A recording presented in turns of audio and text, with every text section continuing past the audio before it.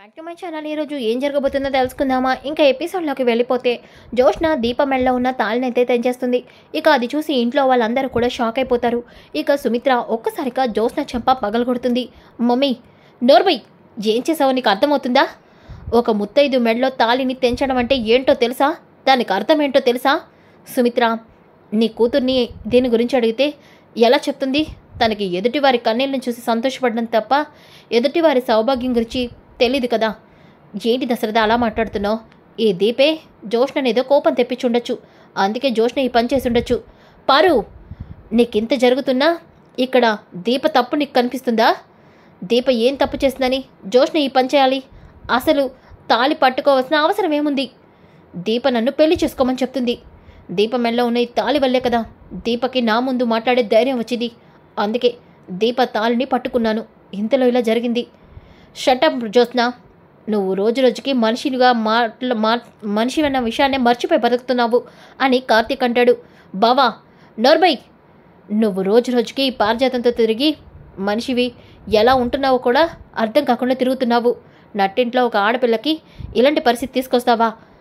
అవును, ఇప్పటికే నీకు పెళ్లి కావట్లేదని ఇంట్లో అందరం కూడా ఎంతో బాధపడుతున్నాము.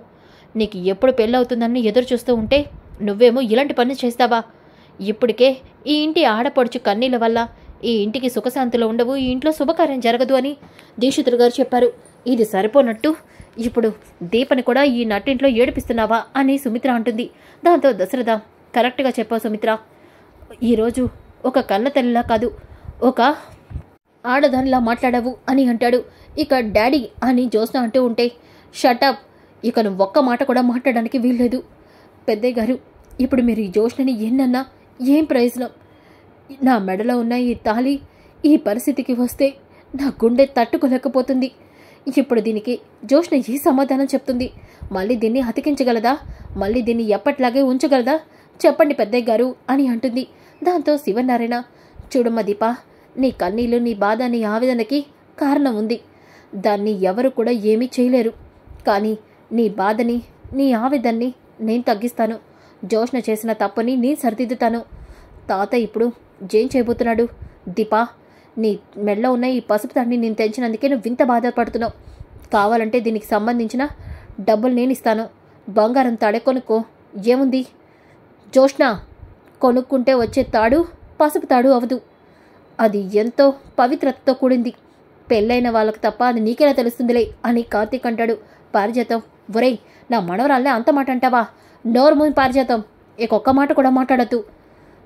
దీపా, లేమ్మా లే అని చెప్పేసి శివనారాయణ ఇక లోపలికి వెళ్తాడు. తాత ఇప్పుడు లోపలికి ఎందుకు వెళ్తున్నాడు?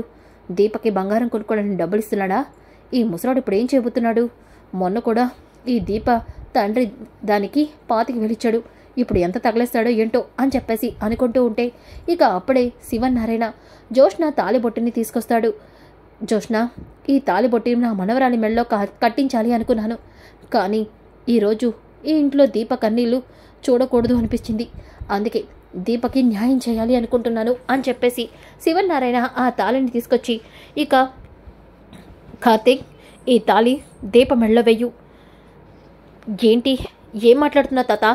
ఇది నానమ్మ తాళి, ఇది నాకు సొంతం. దీని మీద నాకు సర్వాధికారాలున్నాయి. ఇది ఎప్పటికైనా నా మెడలో రావాలి. అలాంటిది దీప మెడలో వేయమంటున్నావేంటి? నోర్బై, నువ్వు ఇంత పని చేసావు. మీ నానమ్మ తాళన్నా ఆడవాళ్ళ సౌభాగ్యమన్నా ఎంతో ప్రాధాన్యం ఇచ్చేది, కానీ నువ్వు ఇలాంటి పని చేశావు. అందుకే ఇలాంటి తాళి నీకు దక్కకూడదనేమో. నీతో నీ నీ బుద్ధి ఏంటో ఈరోజు నాకు తెలిసేలా చేసింది. అందుకే ఈ తాళి పవిత్రత ఎక్కడ ఉంటే బాగుంటుందో వాళ్ళకే వెళ్తుంది. అందుకే ఈ తాళి దీపకి ఇస్తున్నాను. ఒరే కార్తీక్, ఈ తాళి దీప మెడలో వెయ్యు అని అనగానే ఒక్కసారిగా కార్తీక్ చాలా సంతోషంగా ఆ తాళిని తీసుకొని దీప మెడలో వేస్తాడు. ఇక దీప కూడా ఆ తాళిని పట్టుకొని చాలా సంతోషపడుతుంది. ఇది నానమ్మ తాళి, ఎప్పటికైనా ఈ తాళి నా మనవరాలి మెడలోకి వస్తుందని ఎదురు చూస్తున్నానని శివనారాయణ మాటలని గుర్తు తెచ్చుకొని దీప ఎమోషనల్ అవుతూ ఉంటుంది. ఇక కార్తీక్ అయితే అక్షంతలు తీసుకొచ్చి, పెద్దయ్య గారు, ఈ తాళి ఇచ్చి మా పెళ్ళి మళ్ళీ మీ అందరి ముందు జరిగేలా చేశారు, మీరు మాకు ఆశీర్వదించండి అని అనగానే శివనారాయణ ఇద్దరికీ అక్షంతలు వేసి ఆశీర్వదిస్తూ ఉంటే ఇక జ్యోత్స్న, దీపా, ఈ తాళి ఎప్పటికైనా నాది అనుకున్నాను. కానీ నువ్వే ఈ ఇంటి వారసురాలివి. ఆ తాళి నీకే దక్కింది. అంటే ఏంటి? ఈ ఆస్తి నీకే దక్కుతుందా? నో, అలా జరగకూడదు. అలా జరగకూడదు అంటే నేను ఏదో ఒకటి చెయ్యాలి అని చెప్పేసి జోష్న సీరియస్గా పైకి వెళ్ళిపోతుంది. ఇక దశరథ సుమిత్రని కూడా ఆశీర్వదించమని కార్తిక్ అంటాడు. ఇక సుమిత్ర దశరథ దీపని అలాగే కార్తిక్ని ఆశీర్వదిస్తారు. ఇక సుమిత్ర, చూడు దీప, నీ కార్తిక్ని నా కూతురు పెళ్లి చేసుకోవాలనుకుంది. కానీ ఆ అదృష్టాన్ని నువ్వు తన్నుకెళ్ళావు. అత్తయ్య గారి తాళి ఎప్పటికైనా జోష్న మెడలో పడాలి అనుకున్నాను. అది కూడా నువ్వే దక్కించుకున్నావు. నీది అదృష్టమో నా కూతురిది దురదృష్టమో అర్థం కావట్లేదు. కానీ నా కూతురు ప్రతిరోజు ఏదో ఒక తప్పు చేస్తుంది. దానికి కారణం మాత్రం నువ్వే. ఆ విషయం మాత్రం నాకు అర్థమవుతుంది. నువ్వు ఏమాత్రం దాన్ని రెచ్చగొట్టకపోతే అది ఇలా ఎందుకు ప్రవర్తిస్తుంది? ఖచ్చితంగా దాన్ని నువ్వే రెచ్చగొట్టించుంటావు. అందరి ముందు దోషించేశావు. ఇప్పుడు నీకు సంతోషమే కదా అంటూ సుమిత్ర కోపంగా అక్కడి నుంచి వెళ్ళిపోతుంది. ఇక దశరథ, చూడమ్మ దీప, ఈ తాళి మా అమ్మది. మా అమ్మ తాళి నీ మెళ్ళో ఉంటే మా అమ్మని చూసినట్టే అనిపిస్తుంది. ఇక దశరథ, చూడమ్మ దీప, నాకు చాలా సంతోషంగా ఉంది. మానవత్వం, సాంప్రదాయాలు, పద్ధతులు తెలియని నా కూతురు జోష్న మెడలో కంటే అన్నీ తెలిసిన నీ మెడలో ఈ తాళి ఉంటేనే మా అమ్మ ఆత్మకి శాంతి కలుగుతుంది అని చెప్పి దశరథ అక్కడి నుంచి వెళ్ళిపోతాడు. ఇక పారిజాతం, ఇప్పుడు నీకు మనశ్శాంతిగా ఉందా? ఓసే పాపిష్టిదానా, ఎప్పుడు ఈ ఇంటికి వచ్చావో అప్పటి నుంచి నా మనవరాలకి నాకు మనశ్శాంతి లేకుండా పోయింది. సేమ్ ఫీలింగ్ మాది కూడా అంతే అని కార్తీక్ అంటాడు. ఏంట్రా, ఏదో ఈ దీపాయిక నువ్వు ఈ ఇంటి వారసులైనట్టు, నేనేదో మీ ఇద్దరిని ఇంటిని దూరం చేసినట్టు అదే కదా మేం కూడా అంటుంది అని కార్తీక్ దీపం తీసుకుని వెళ్ళిపోతాడు. వీడేంటి ఇలా మాట్లాడుతున్నాడు? వీడి మాటలు వింటుంటే నాకేదో అనుమానంగా ఉందే, తేడా కొడుతుంది అని పారిజాతం ఇక జోష్న దగ్గరికి వెళ్తుంది. ఏమైంది నీకు? పిచ్చిది అలా ప్రవర్తిస్తున్నావు? మీ తాత మీ అమ్మ నాన్న ముందు మంచి పేరు తెచ్చుకోవే అంటే వాళ్ళ ముందే నువ్వు ఎందుకే ఇలా తయారవుతున్నావు? గ్రాని, నాకు అసలే బీపీగా ఉంది. మర్యాదగా ఇక్కడి నుంచి వెళ్ళు. అది కదే, నీకు ఒక ముఖ్యమైన విషయం చెప్దామని వచ్చాను. ఏంటి గ్రాని? ఆ దీపే ఇంటి వారసురాలేమోనని నాకు అనుమానంగా ఉంది. గ్రాని, ఎందుకు అలా అంటున్నావు? అలా అంటావేంటి? దీప ఈ ఇంటికి వచ్చినప్పటి నుంచి చూస్తున్నాను. దాని వాలకం అంతా తేడాగా ఉంది. అలాగే దీప కుబేర్ పెంచుకున్న కూతురు అన్న విషయం తెలిసినప్పటి నుంచి నా అనుమానం ఇంకా ఎక్కువైంది. ఉదయం వచ్చిన దీక్షితుడు దీప చేయి చూసి దానికి రాజయోగం పట్టబోతుందని చెప్పినప్పటి నుంచి నాకు ఇంకా అనుమానంగా ఉంది. దీపే ఇంటి వారసురాలేమోనని. గుర్తుందా? దీప బస్టాండ్లో దొరికింది. అలాగే దీప మహాజాతకురాలు. ఆ కార్తీక్ గన్ని పెళ్లి చేసుకుంది. ఇవన్నీ అర్థం కావట్లేదా?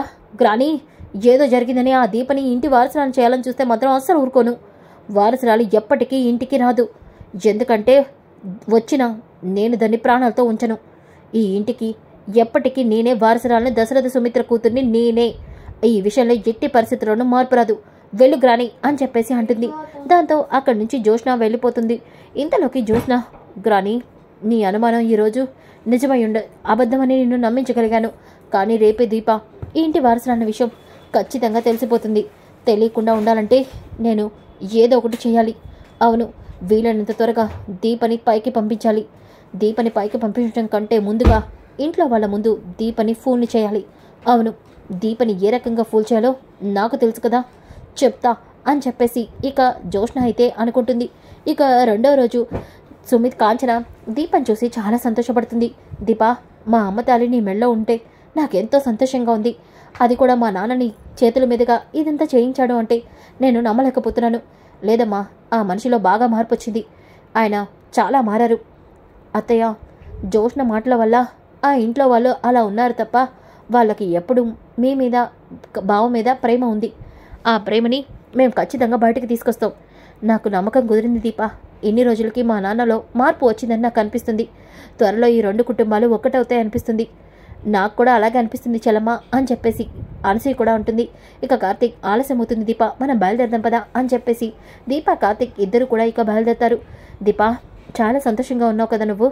అవును బావా, ఈ తాళి జోష్న మెడలో పడుతుంది అనుకున్నాను, కానీ దీప నా మెడలో పడినందుకు ఆనందంగా ఉంది. ఖచ్చితంగా జోష్న దీనికి రివెంజ్ తీర్చుకుంటుంది దీప, మనం చాలా జాగ్రత్తగా ఉండాలి. అవును బావా, వెళ్ళేటప్పుడు పంతులు గారు అమ్మ నాన్నని జాగ్రత్తగా ఉండమని చెప్పారు. నాకెందుకనో భయంగా ఉంది. కార్తీక్ అలాగే దీప మాట్లాడుకుంటూ ఉంటారు. ఇంతలోకి జోష్న ఏమో దశరథ గదిలోకి దొంగచాటుగా వెళ్తుంది.